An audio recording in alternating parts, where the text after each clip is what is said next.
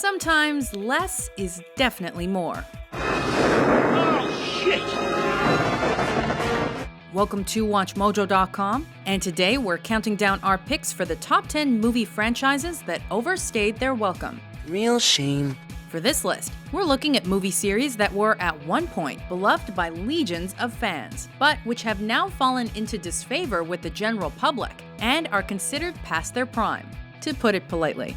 I'll be back. Number 10, the Terminator franchise. Come with me if you want to live. It's the story of a robot that's sent back in time to kill the mother of the future resistance leader, who will one day help the human race rise up against Skynet.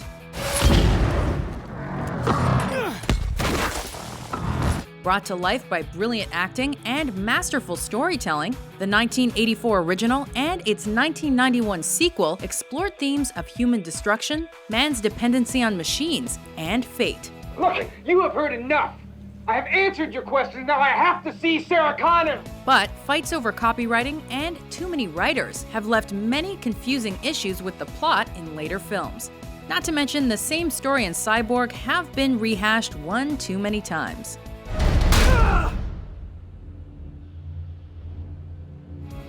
Number 9, the Ice Age franchise. This is where I draw the line.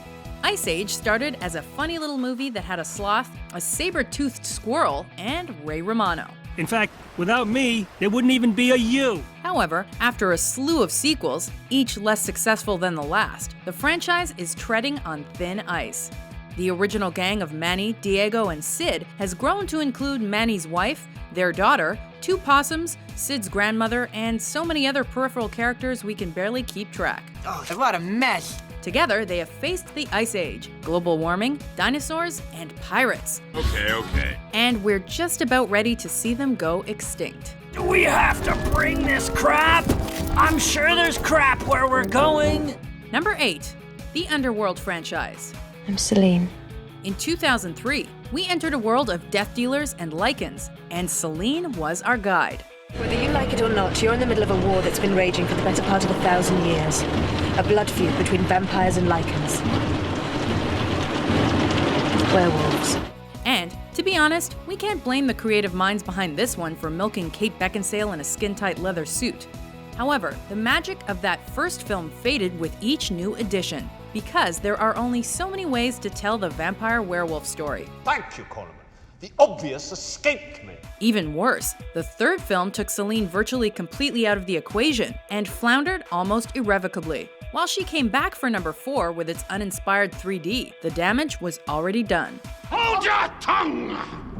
You have defied me for the last time. Get her out of here! Number 7, the Saw franchise. We need to do is start thinking about why we're here. When John Kramer found out he was dying of cancer, he began punishing immoral people to make sure they were grateful to be alive, thus becoming the Jigsaw Killer. However, those twist endings that became a signature of the Saw series left holes in the storyline, and lessons in morality were tossed aside to clear the way for more corpses. Bobby, I love you. Although producers swore that Saw 3D was the last film in this torture porn series, it's been confirmed that an 8th is in development. Will it ever truly be game over? Something like that doesn't get you to change your perspective on life. I don't know what will. Number 6, the Pirates of the Caribbean franchise. I will not have it on my ship. When The Curse of the Black Pearl hit theaters, it ushered in a new age of coolness for the outlaws of the sea. And I half expected it to be made of wood. The series had action, laughs, and romance in equal measure, and somehow it was all based on a Disneyland ride. Where did you get that? But when Orlando Bloom and Keira Knightley left, and took Will and Elizabeth's epic love story with them, it left a major hole. Drink up, me hearty Yo-ho. Now, fans just have Captain Jack's drunken hijinks, a returned Barbossa, and a plot that makes less sense with each sequel. Leverage. It's time for this series to walk the plank. Number 5, the Paranormal Activity franchise. I don't tell you this to scare you, I tell you this to give you frank information. You need to know this. Like the Blair Witch Project, this franchise is meant to have a sense of realism that other horror flicks lack. I can make money with this. Dude, damn. The original, made on a shoestring budget by a first-time director and first-time actors, is about a young couple haunted by a demon. Got that right. I'm gonna find where it came from. And pacing, disturbing visuals, and rewarding scares helped make the series successful. Like, it wasn't that bad, it was like a little loud. However, overuse of the same scares, too much backstory, and a fourth film that barely connected to the rest of the franchise by introducing a new family scared audiences away. I said, are you there? Number 4, Michael Bay's Transformers franchise. Come on, don't do that. B, you're killing me, B. Michael Bay's live-action film franchise of the popular 80s cartoon started with so much promise and paid tribute to the originals, despite several key flaws like a focus on the humans, weird humor, and questionable acting. What the hell was that? What are you talking about? What do you mean, what am I talking about? They shot at us! Unfortunately, the sequel suffered from an increasing lack of plot, even weirder humor, stiffer acting, and a focus on style over substance. You'll never stop at one. I'll take you all on! Perhaps it would be better to leave Transformers in the realm of animation. Yet, with an entire second trilogy greenlit and on the way, we bet Michael Bay would not agree. You are my friend, Sam. You always will be. But your leaders have spoken. Number 3, the Die Hard franchise. Drop it, dickhead. It's the police. With 3 films completed to the kind of witty perfection only possible from action comedy movies, and number 4 coming off as passable, John McClane should have quit while he was ahead. I thought I killed you already. I get that sometimes. But that ain't his style.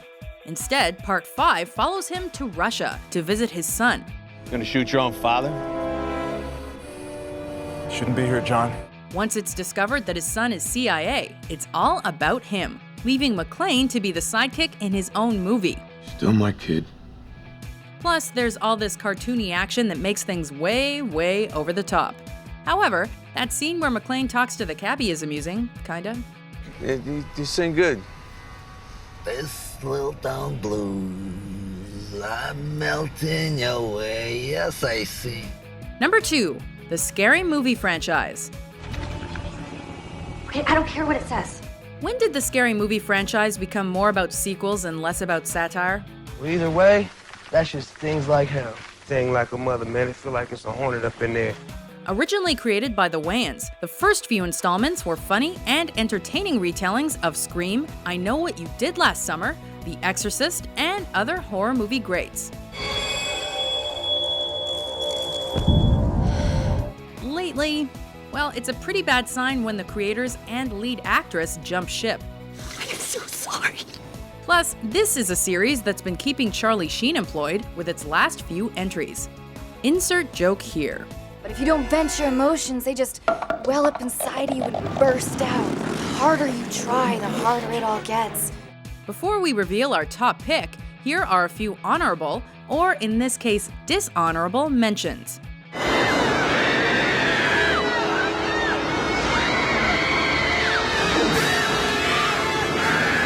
This is lame. Ow! You're lame. Just go for it. What the is going on? Where are your clothes? Number 1, the Resident Evil franchise. Poor bastards.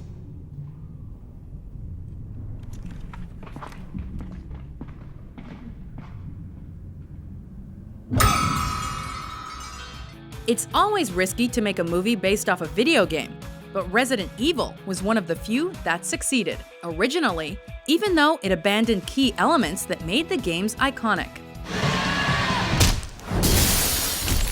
Now, if they would only stop.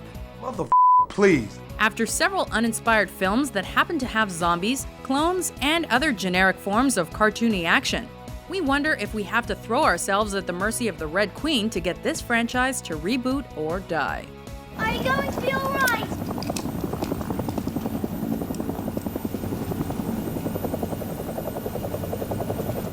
Do you agree with our list? You check this? Twice. Which movie franchise are you most tired of? Trust me, you don't want to eat this one. I go down smooth, but I come out fighting. For more entertaining top 10s published every day, be sure to subscribe to WatchMojo.com.